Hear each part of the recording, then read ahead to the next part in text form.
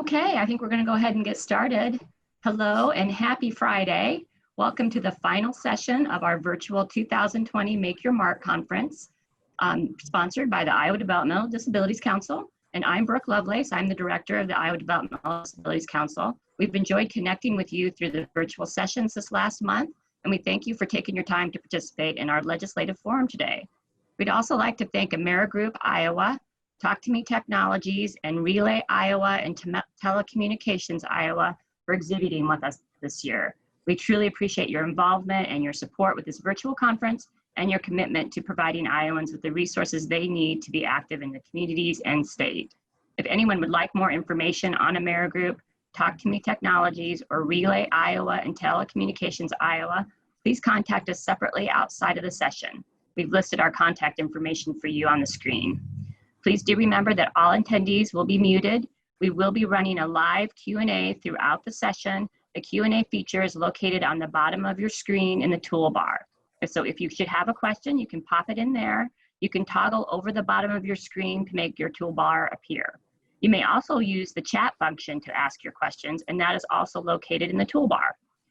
We also have closed captioning, and that closed captioning button is located as well in the toolbar. But if you do miss anything, don't worry. We will be sending around the on-demand recording to everyone attending today's when it's available.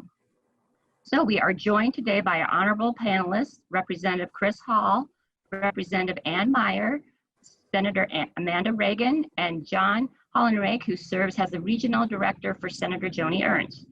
We will get to hear more about them, about each individual here in just a moment. Thank you to all who provided questions for our panelists prior to this forum. We listened and we hope to address your questions today. Moderating our panel today is WHO TV's Political Director, Dave Price, and our Iowa DD Council member and advocate, Brady Werger. We will hear from them both shortly too. I want to thank all of our esteemed panelists and moderators for being with us today. We are super excited to have you. And with that, Dave, I'm going to turn it over to you. Hey, thanks, everyone. It's always such a pleasure to be part of this. I've done this a few times now, and you know, this is a different way we're going to do it this time. We usually get to huddle up in a big room and eat lunch and all kinds of stuff and share stories and all that, and it's so cool to hear about all of your experiences. So this time we'll just do it through our computer. So it's what we do right now. Thanks especially to the legislators. I think one of the coolest things about this every year is that there's always a representative from the Democratic side and from the Republican side.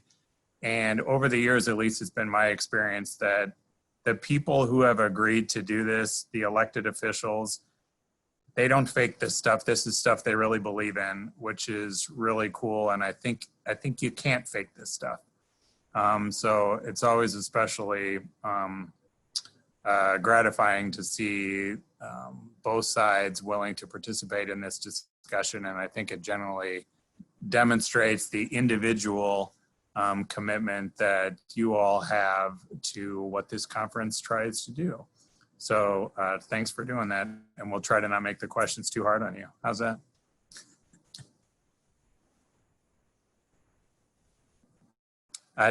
Can we have Brady say a little something?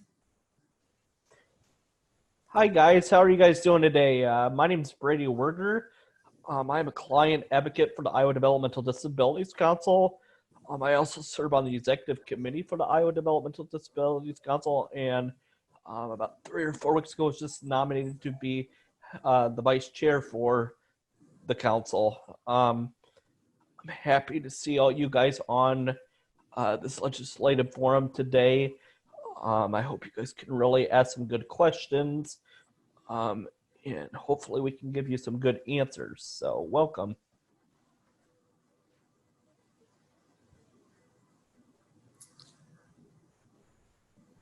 Thanks, co-moderator Brady.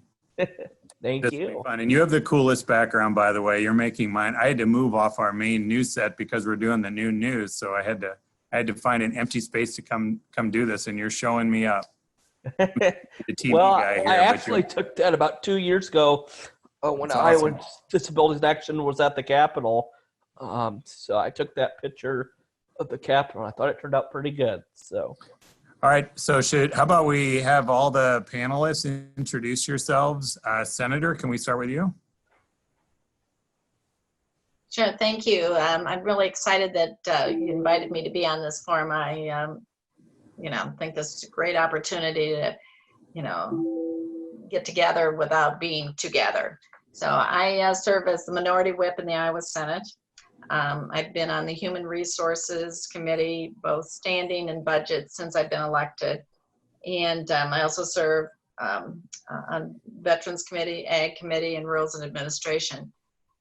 In my day job, I'm the director of Community Kitchen, which is a soup kitchen in Mason City, and also a Meals on Wheels program. And both are nonprofits that really see where we connect with the disability community. So thank you again for letting me be a part of this. Just hearing Senator Reagan should remind everybody that legislators are technically part-time and almost all of them do something full-time, and they do this on the side. And I think most of them would tell you being a legislator is not really a part-time job. So you're really essentially doing two full-time jobs. So thank you, Senator Reagan. Representative Hall? Sure. Thanks, Dave. Good morning to everybody, and thanks so much for the invitation to join. My name is Chris Hall. I'm a state representative from the Sioux City area. I'm currently serving in my 5th term, and I serve as ranking member on the Appropriations Committee, which means that we work a lot on the budget in that group. And I also have the Commerce, Economic Growth, and Natural Resources Committees. I do have another job outside of the legislature, like Dave mentioned, and I work as a community grant writer, which has really been a neat place to kind of observe a number of different nonprofits in my community and how they work and try to find funds to make their jobs better. All right, thank you. And last but not least, on the elected official side, Representative Ann Meyer. Hi, everyone. Thanks for inviting me today. I'm excited to hear what everyone has to say. I'm just finishing up my 1st term, so this is kind of a new thing for me. And of course, Zoom conferences are kind of getting old hat for us now. But I serve House District 9, which is Fort Dodge and a few rural communities surrounding Badger, Duncombe, Vincent, and Clare. My background is nursing, and I teach the clinical aspect of nursing, bedside nursing, for Iowa Central Community College. I've scaled back my classes a little bit, so now I'm just teaching the documentation part of it. Being in healthcare for the last 33 years, this is really my area.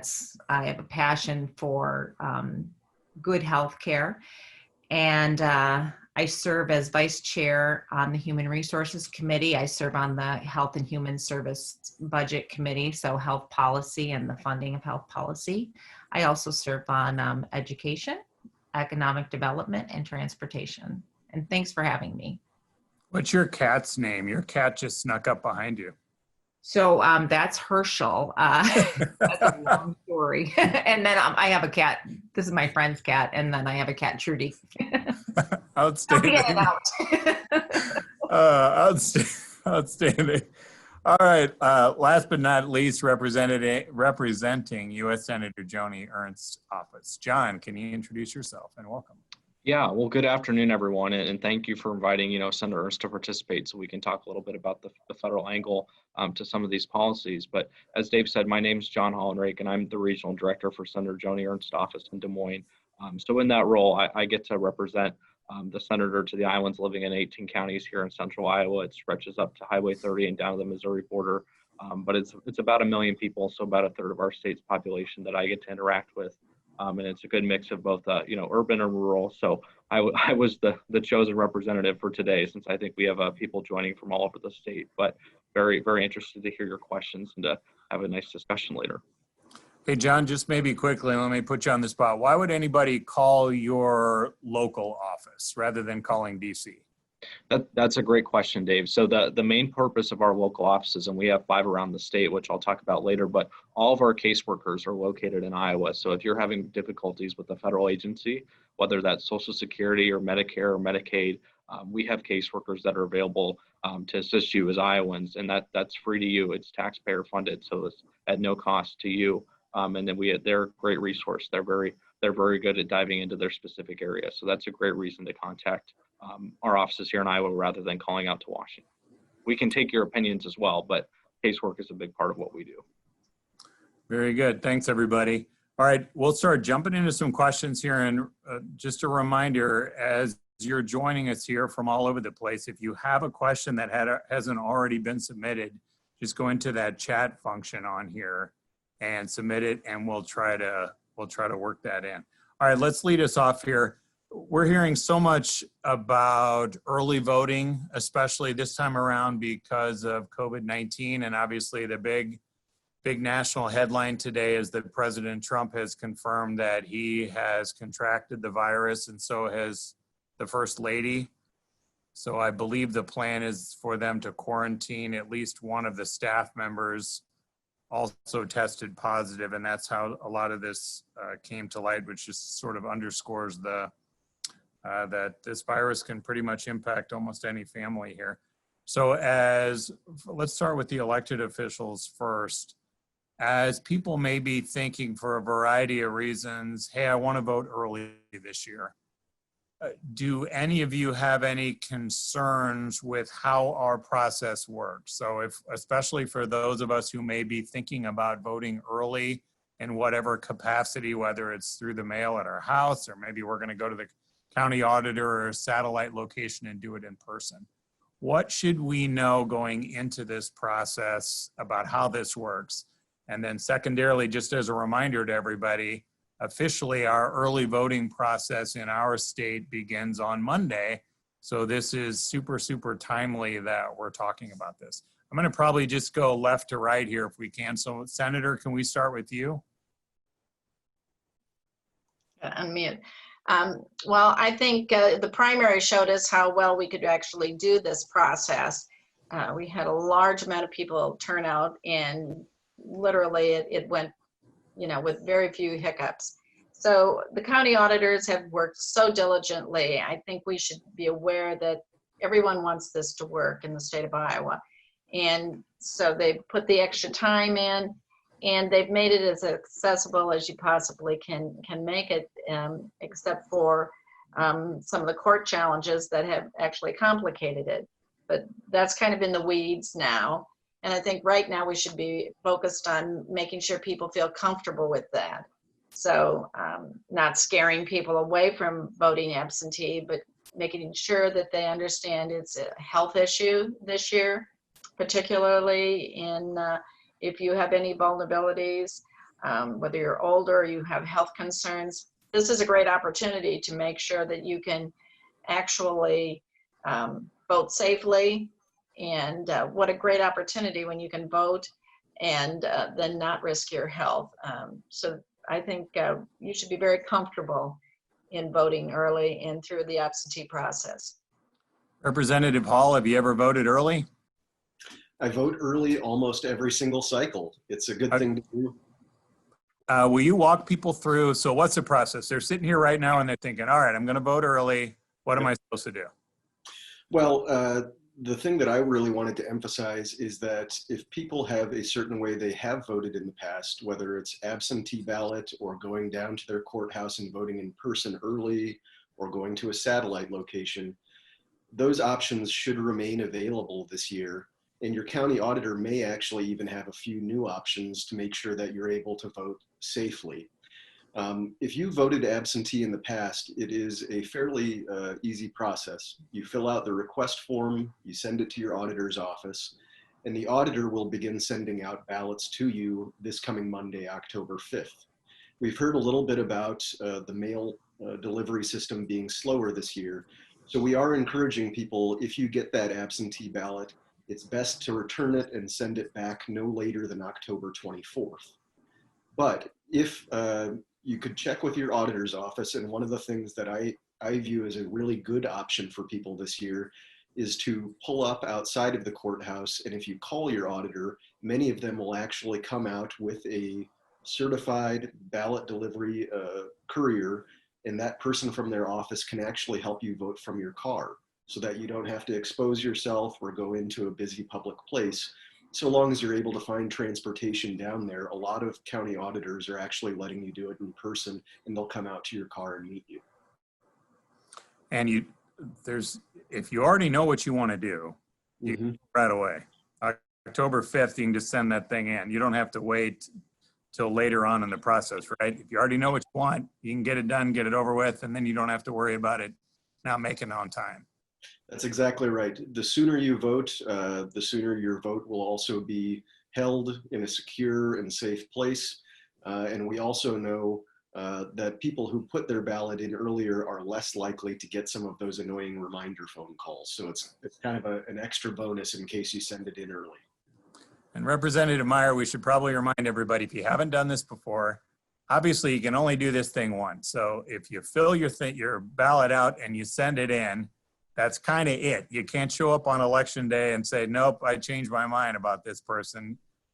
Once you're in it, you're kind of done here. But is there anything that you want people to remember about the process? I would echo what Senator Reagan and Representative Hall said. It's a process that the absentee process, although we hear a lot more about new mail, this is actually something that's been going on in Iowa for a long time.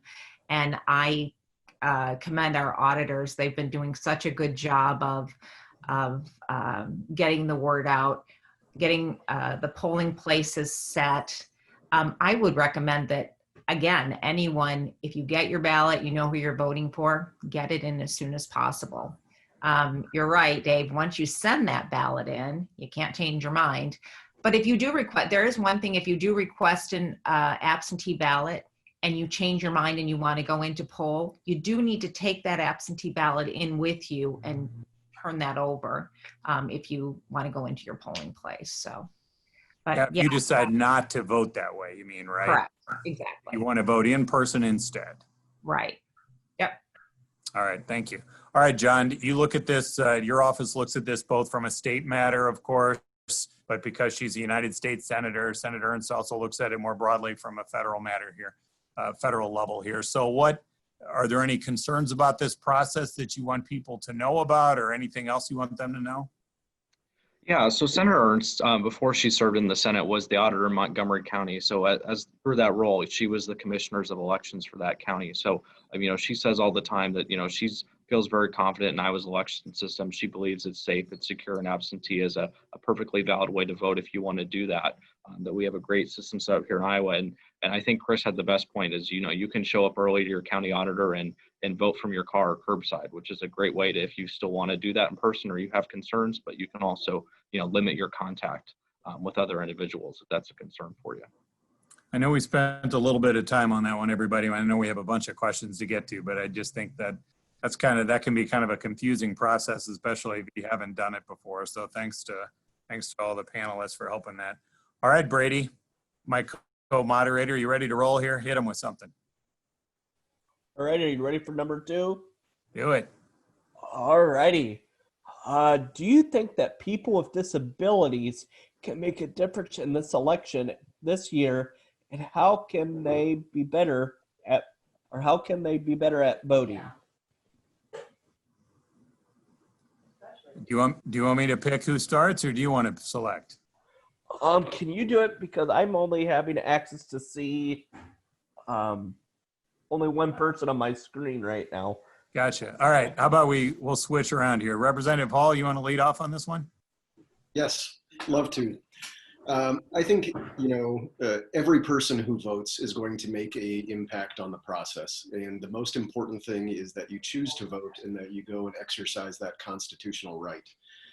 The best way to, I think, really make sure that your impact is made is to also make a plan. I know that I work with a lot of people in my district who aren't necessarily able to get to the polls on their own. And so we try to help make a plan with them, whether it's a caregiver or public transportation or if we've got a group of volunteers that might be able to help get them to the polls on election day or get them to the auditor's office early to vote. But making a plan, knowing that we've got about 1 month left before election day, is very important. So if you have a support network or people who help you kind of in your daily tasks or weekly kind of errands that you take care of, you've got a few weeks to try and work through that plan with them. And if you need some supports, I would just encourage you to reach out to your elected officials locally, and I would bet that they'd like to help you and make sure that you're able to vote this year too.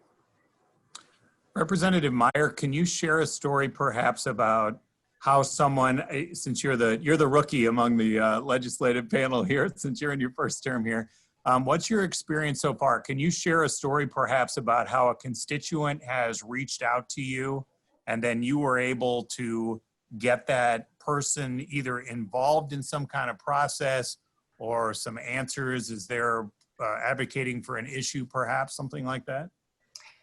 Yeah, I did have a interesting encounter at the door about 2 weekends ago. I knocked on a door, and we just have names, and I don't know everyone in my district. Sadly, it's 30,000 people, so I'm becoming a lot more familiar with them though. But anyhow, a man opened the door, and he was about my age, and I talked to him about the issues, what I'm here for. And he said, you know, you actually helped me 2 years ago. And then I remembered he did call me right after I was elected about a school issue that concerned his daughter, who back then was 15 years old, or probably 16 years old. She came to the door right behind him after that and said, yes, and I want to get involved. I need to know how to register to vote. And so we went over that process right then. So it was a young voter that actually reached out to me at that point. And that's a great thing, you know, just getting out and talking to the voters and then seeing the youth, their enthusiasm in the process. I'd like to say something about the disabilities and voting. You know, this is one issue where no matter what your ability level is, this is the great equalizer. We all have exactly one vote, and this is the time to make it count. Yeah. Thank you. Senator Reagan, you've been working at the State House for a little while now, right? Can you also share a story about how you've seen an individual? Well, I can probably share it more from the people I see every day. They come in with a wide variety of problems, but I've been in the legislature long enough, as you said, that I've had many constituents come to me and ask about helping and needing help for whether it's a family member or for themselves. And I would say that the healthcare issue has been a big piece of that. And then when managed care came on board, we just saw it just volumes of people that had problems. But I do think that people are very, very, you know, understanding of going to us to get answers for their problems. And that's why it's important that you vote, because voting is probably, like Representative Meyer said, a great equalizer, but it's also a chance to give you some advocacy. I know when you come down to the Capitol, it's really great because we all visit with you. But you should dive into what we think about issues. That's what is great about this today, because we can talk about issues, and then there should be some follow through. You've got advocates that lobby for you, but there's legislation that we've been a part of that really makes and changes your life, whether it's the ABLE Act, or it's something that expands Medicaid, or it makes a difference in any of those things. So your advocacy for yourself, and one of those ways is a vote. So I think it's a great opportunity. Senator, what do you say to people who maybe live too far outside of Des Moines and it's just not practical to come in and see you at work when the legislature is in session, or maybe they just don't want to do it face to face? What's the best way to get a hold of all of you and still do Well, that? I think people have found email to be a great opportunity too, because email is, I just got an email from someone in Des Moines regarding voting. and they're visually impaired, they're blind. And so that's, you know, they actually can reach farther across their district lines this way. And that's, I always encourage people to contact their first person should be the person that is their representative or their senator, but then go beyond, because, you know, it's a small state in so many ways, and we're all Iowans, and it's easy to advocate. And I've certainly advocated for people outside of my district. Every 10 years that changes also. Right. Okay, John, here's a question for the senator. The question is, how will Senator Ernst ensure that people with disabilities are an exempt coverage group in regards to health care coverage? Will they be protected, and how will they be protected? Yeah, that's a great question, and I'm pretty sure that question is getting at pre-existing conditions and healthcare coverage. If you submitted that question, that's not what you meant. I apologize. That's what my answer is going to be about. But there's a lot of topics in the news pretty much every day now about the Affordable Care Act and what might happen in any Supreme Court ruling that was to come down. And while we don't know what that decision is going to be yet, you know, Senator Ernst truly believes that it's the role of Congress to make sure that we're stepping up to protect people with pre-existing conditions, whether or not the ACA remains in place later this year. So just this week, she voted for 2 additional bills that would say, the law would say that pre-existing conditions are covered in health insurance, regardless of whether or not the ACA was still in place. So she voted on that first last night. Senator Schumer from New York proposed a bill. So Senator Ernst voted with that, along with her Democratic colleagues and a couple other Republicans. And then earlier this week, she voted on an amendment that Senator Tillis from South Carolina sponsored that was similar, that also said insurance plans must cover those with pre-existing conditions. So what happens if the ACA gets struck down by the court and there is no alternative plan in place? Yeah, that would mean Congress has some really tough decisions to make about how we're going to move forward and what that's going to mean for the rest of this year in our legislative schedule. Okay, there's did they do a good job answering your question, Brady? Did we let him off the hook on that one? Yeah, Brady, I didn't know that was your question. Was that what you were asking? No, not that one, but he started the first one. Yes, sounded good to me. Perfect. Was that still question number 2?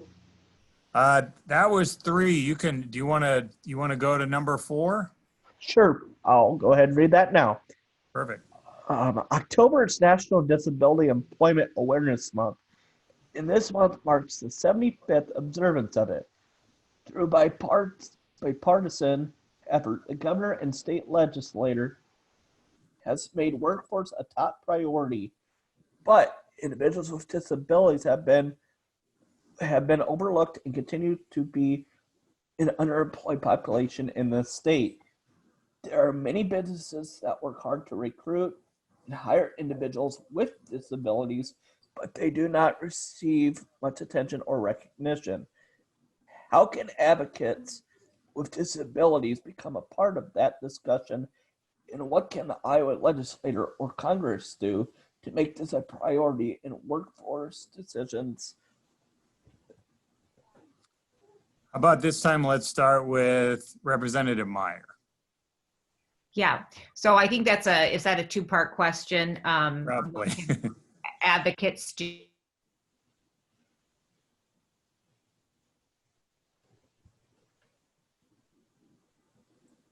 She may have frozen up for a sec here.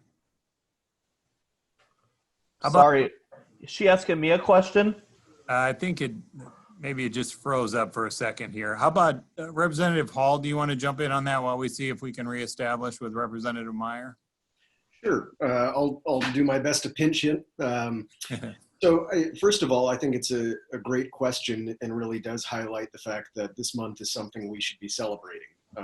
You know, making sure that our workforce reflects the population is something that is extremely important. And we know that individuals that have a disability are so often just happier in the normal mode of work that we all are, in terms of productivity and happiness, and also just being integrated into the community.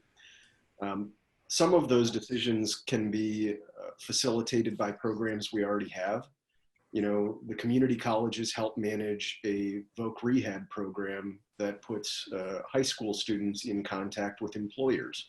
So as they work on building skills and developing different skills in that workplace, it also gives the employer somebody that's right out of the gates, ready to hire, trained, and also knows about the business that they're going to work in. But the advocacy side of it can be a little bit harder to contact, because where the state legislature puts dollars into that program, we don't put any funding into telling people about the program or helping to highlight some of those employers and the individuals who make it work. And that's a great question, and maybe something that we need to consider further, either helping to connect the dots to help build awareness, and also maybe help employers find more people that they're able to hire, but also highlight some of those wonderful stories that already exist, and a community awareness for it. Representative Meyer, I think you're back here. I'm so sorry. I don't know how I got kicked out. I haven't had any problems with the internet. I'm not sure what exactly. I came back in when Representative Hall was talking about some programs we have in place already. So I did want to highlight the Iowa Vocation Rehabilitation Services, which does help connect people with disabilities with jobs. So again, as I'm coming in after this, he is right. We need to do a better job of promoting that with your members, and getting out that information so people can connect those services with employees and employers. Senator, what do you think we need to do as a community here to help more folks find employment, especially this underserved community? Trying to get unmuted here. I'm trying to get unmuted. I think one of the things that we did in the past was we worked on a bipartisan effort, and that was with Senator Tinsman, Representative Faggy, and Heaton, and I went on some fact-finding into different states, found a lot of information in Wisconsin that we tried to bring home, and worked on a bipartisan level to bring legislation forward.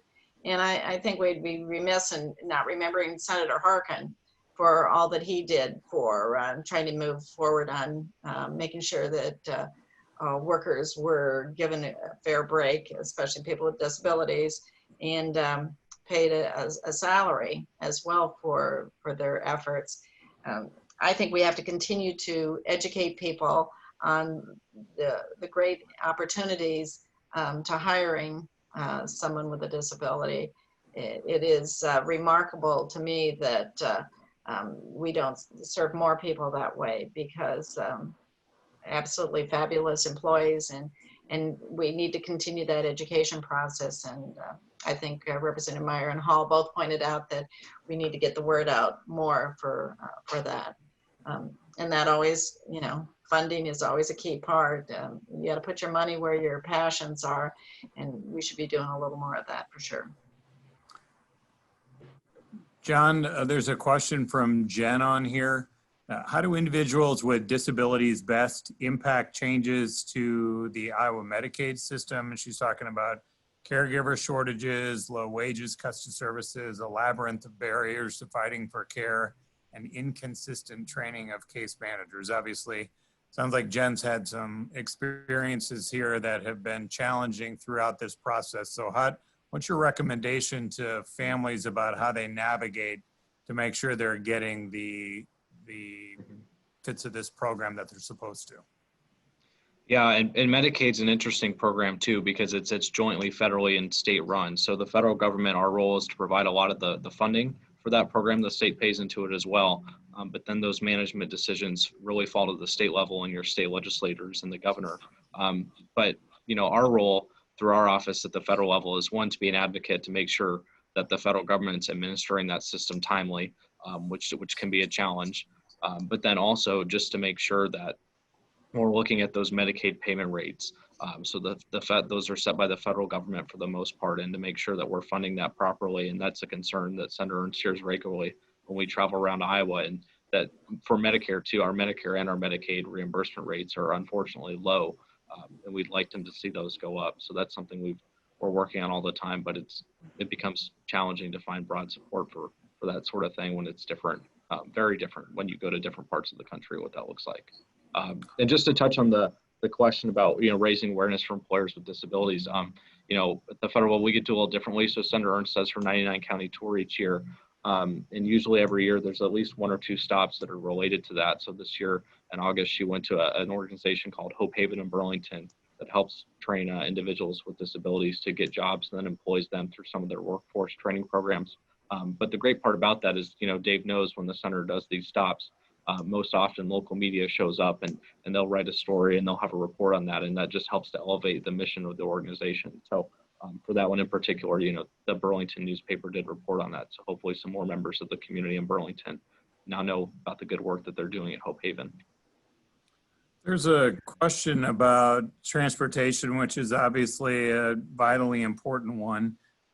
Iowans with disabilities depend on transportation to work, live, and recreate in their community. COVID-19 has put a lot of stress on local governments, local buses, and this person is worried that what that will lead to would be reductions in some routes, just because the service may not have the same kind of funds available.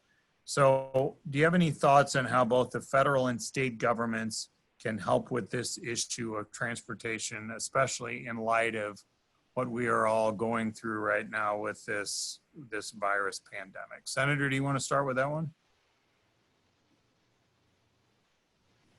Well, surprisingly, public transit ridership is at an all-time low. And I would assume it's partially from the, fear of riding and, just being in close quarters with other people.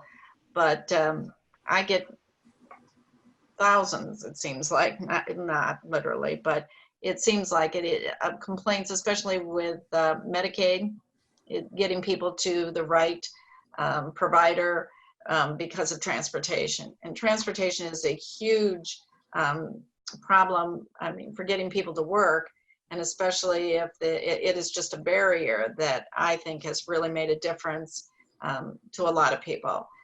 Investing in transportation is difficult because a lot of it's federal and the public transportation, but cities have to step up to the plate if they want to have a viable communities. I know in our area we had free masks for everybody that rode on the city bus. I think anything you can do to encourage that possibility for people is important. Representative Meyer, you represent some smaller communities, as you were saying during your introduction. Yeah. So particularly for those who don't live in a big city like Des Moines, what's your recommendation when it comes to transportation? And what do we as a community need to do to support that? We still have actually the DART bus in Fort Dodge, the Dodge Area Regional Transportation. So that actually does go out to our smaller communities. I haven't heard of a reduction in the routes, but if anyone out there does hear about that, please reach out to us and let us know. That is actually something we do have a liaison for through Department of Transportation, and we'd like to address that. Senator Reagan was talking about transportation and Medicaid. That is true. Medicaid does pay for transportation for its members to healthcare visits, but that doesn't talk about recreation or getting to the grocery store or the pharmacy. So I think our public transportation lines, even in our rural areas, are pretty important. So I'd like to do whatever we can to support that at the state level. And I know we do support some of that at the state level. So that is something we have input in. So if things do start to drop down, everyone out there, please let us know. Representative Hall, is part of the solution from a more practical standpoint, are we going to have to, just as citizens, help fulfill this need when the larger services aren't available, or how do you look at it? The way I view it, there might be a couple different components. I do think that public transit, it's not a huge surprise that you would see ridership levels maybe dip down a little bit more, knowing that people are trying to keep themselves safe. Some people might have just heard that the federal government is working on a second package of funding, and some of that I believe just passed out of the United States Congress, about 2.2 trillion. Well, within that bigger number is a segment of funds that the US Congress has earmarked or allocated to state and local governments. And local governments have as many hard decisions ahead of them as anybody. If they have to rely on some additional federal funds to make themselves whole or to make sure that routes don't get cut, we should encourage Congress to work on that funding and help it filter down to the local level. There's actually a question that came through the chat box that I thought connected well with it though, and that's these individual transportation waivers. You know, Representative Meyer mentioned that transportation waivers can often, or these public funds can be used to get somebody to a doctor's appointment, but the waivers are actually what would help somebody get to a place of employment or something like a grocery store. And so these waivers at the state level have been held for many years at a low number, and I think even visiting with some of my constituents, that has made it hard for them to find employment sometimes. So it could be a good moment for the state to look at working with transportation waivers, even on a short-term basis, to help fill the gap, or find people who are in need of these as an option because public transit might not be their greatest comfort zone.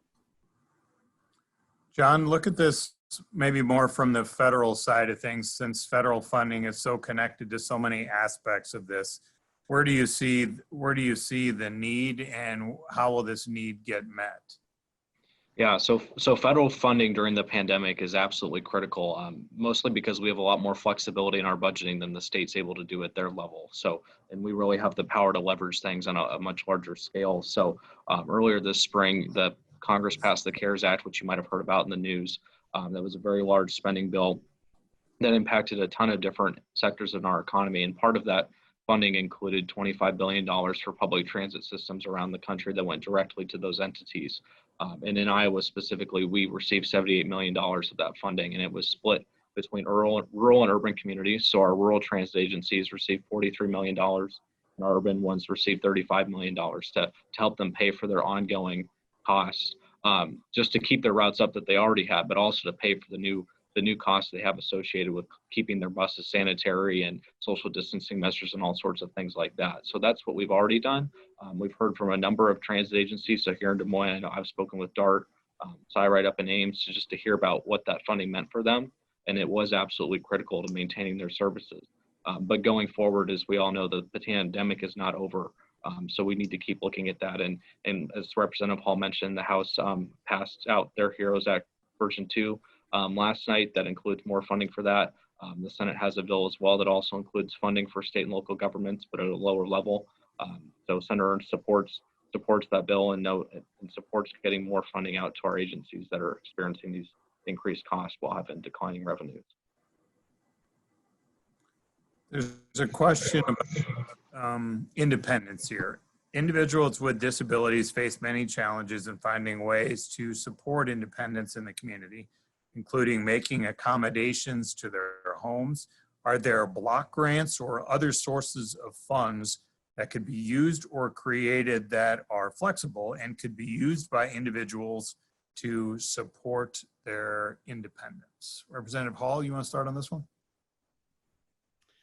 Yeah, I really appreciate the nature of the question, because I think that you know, block grants are one of those things that different communities tap into in different ways. And I suspect that, I don't know for sure, it would take a little bit of research, but I do suspect that there are probably some programs out there that each local community could tailor to an individual's need. The group that I work with here in Sioux City is my Council of Government, and they're called SIMPCO. They kind of work between the local government, whether it's a city or a county, and also some of the different state and federal funds that come their way.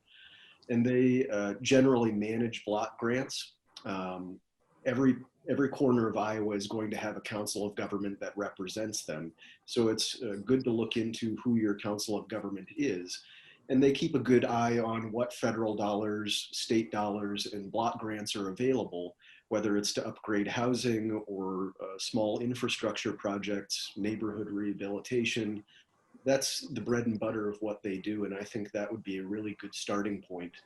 I'm not sure, depending on the person's question and where they are in the state, it would take a little bit of research, but I would bet a few searches online, just Googling around for your local council of government might be a good place to start.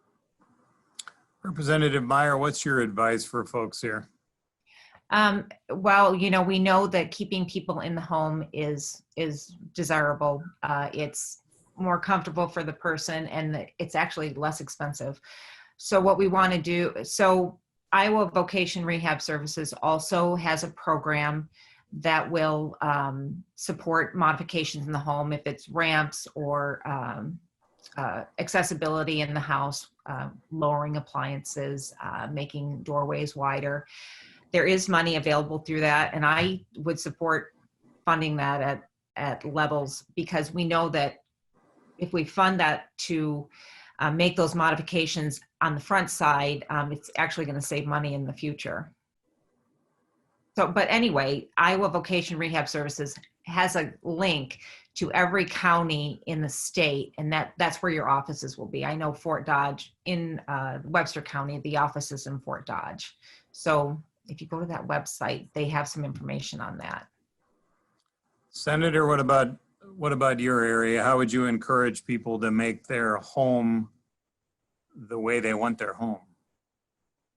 Well, the HCBS waiver has some opportunities if you're on the waiver. There's also the ADRCs, the Iowa Aging and Disability Resource Centers would be one of those places I would contact, because they usually have some resources and connections. Easter Seals has done things in the past. Veterans Affairs is very good about connecting with people if they have some veterans history. And Iowa Compass, trying to think of any of the others that are resources, but United Ways in some communities, our United Way would be helpful in that as well. And I think, like you said, through the NIACOG is who would be what Representative Meyer was talking about, and Representative Hall in our area, that would help to do some modifications. As everybody's pointed out, it's critical to keep people in their homes. They live longer, they're happier, and there are resources, but sometimes connecting people with those, nobody knows where to start. So I always send people first to the ADRCs to see if there's an opportunity there. There's another part, if I'll back us up for a second, when it comes to transportation that Roxanne had mentioned in the chat here.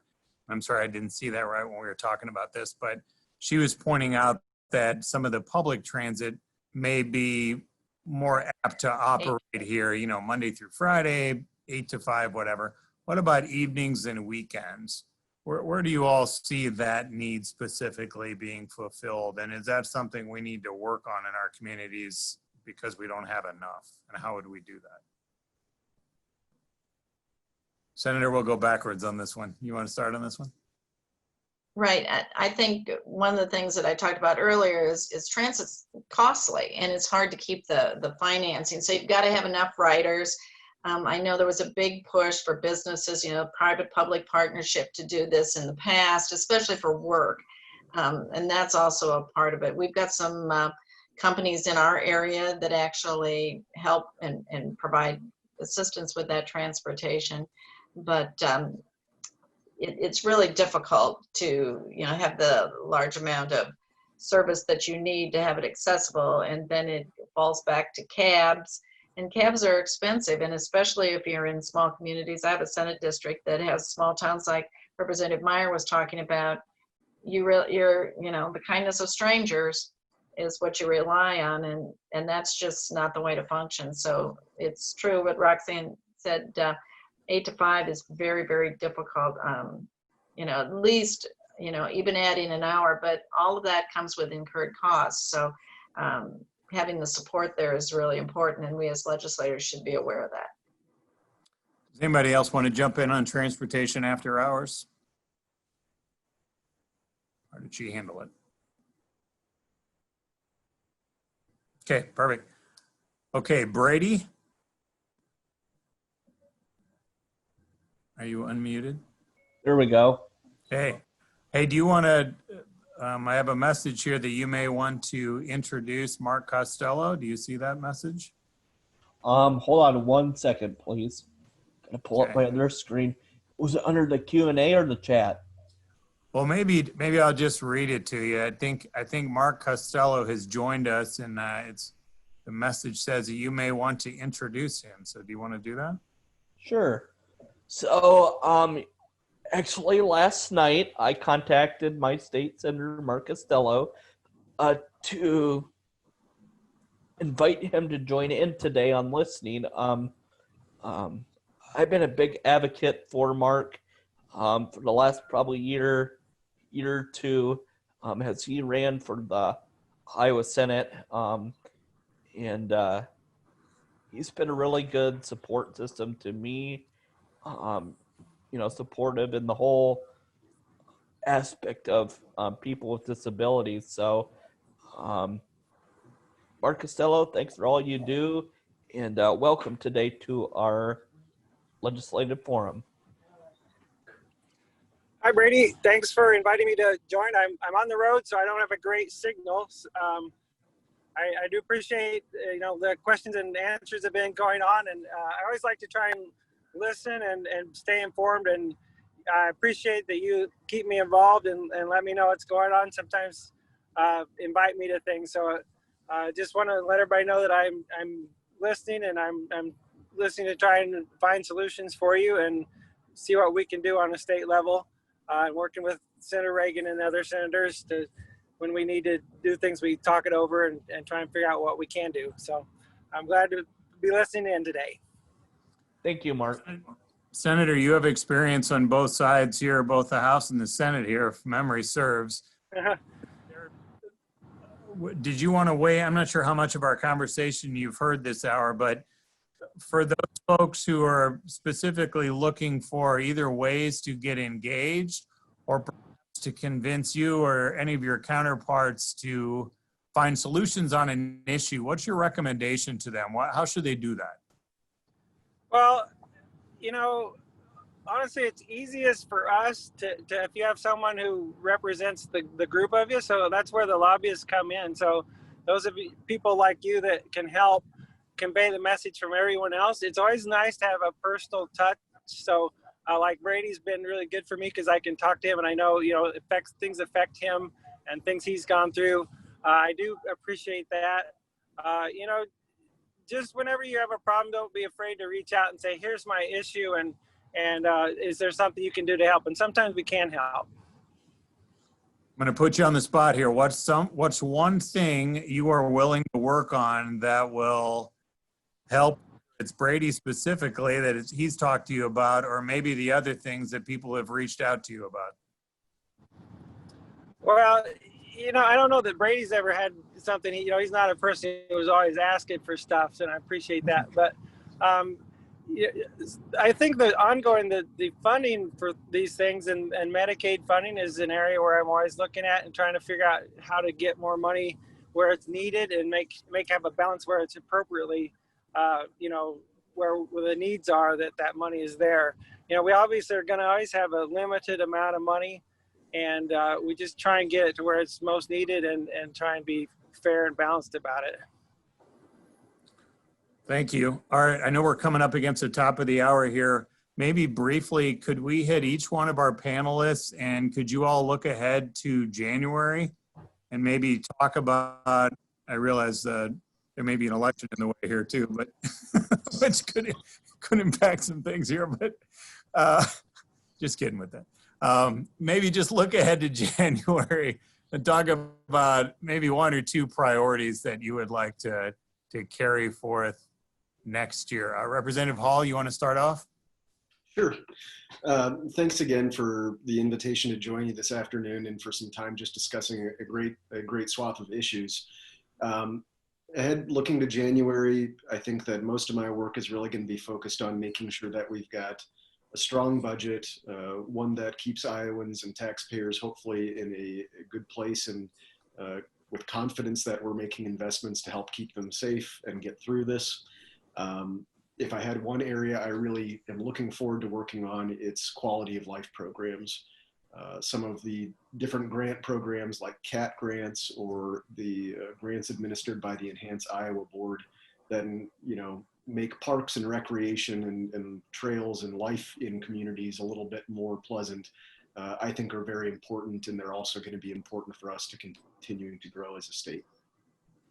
Thank you. Representative Meyer? Looking forward, healthcare is always going to be the #1 priority for me.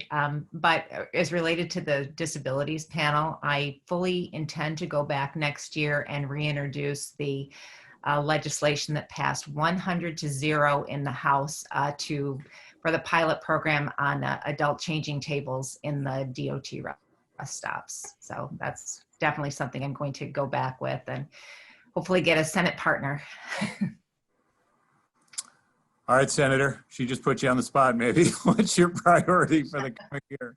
Well, I appreciate it. I think the last few weeks that we came back, there was a lot of things happened when, you know, we were focused on the budget and getting out of, I think is what happened. But that said, I think making sure that we have affordable and accessible healthcare has always been a priority for me, and I don't think that changes. And I think especially when we're talking about the crisis that we have in front of us with the COVID-19, things continually change and we have to be adaptable, but there's a lot of people that are suffering through that.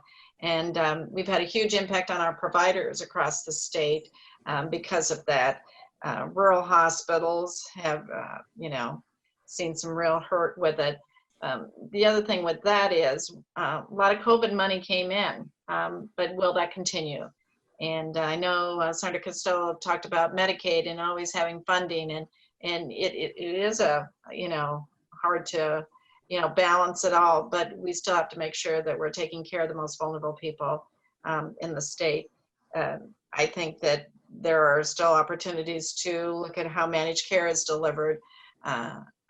I believe that there are people out there that are still not getting everything that they need, and the services have to be continually watched. And I know we have a budget coming before us, but I don't believe that through the Department of Human Services Council, but there was no mark for where our providers were going to get any increases so much in talking about that regarding the managed care corporations. So I'm concerned how it all balances out at the end and making sure that it really gets to the services and people that need it. Thank you. John, you want to finish this up? Yeah, I mean, very broadly. So Senator Ernst is one of just a handful of members of Congress that comes from a rural area and represents a rural state. So, you know, fighting for our rural communities and all aspects, from the economy to healthcare to farmers, is always a huge part of what we're doing in our office. But to just give you a little bit more specific answer, because we're still in session all the way through December, Congress works year-round as opposed to the state, which has a 4-month session. You know, we're still intent to work very, very hard to pass an additional COVID relief bill before the end of this year. There's a bipartisan desire to do that. So out in DC, so it's just about finding where we can agree and where we can, you know, move beyond the typical Washington dysfunction to help out some Iowans that are still being impacted by this pandemic. Thanks you all. Thanks for the time and the commitment that you put into this. And in all sincerity, we know that you know, politics can take some shots and some knocks and stuff, but you really can't fake this stuff. So for all of you who had agreed to take part in this, you can't fake this stuff, and your sincerity shows. So thanks for being part of this, and thanks for letting me be part of it. And we'll put it back to you, Brooke. Yes, echo what Dave says. Thanks to all of you for joining us today. I think the discussion was great. So Take care and be safe. Thanks, everybody. Thanks, Thank guys. you, everyone. Thank you.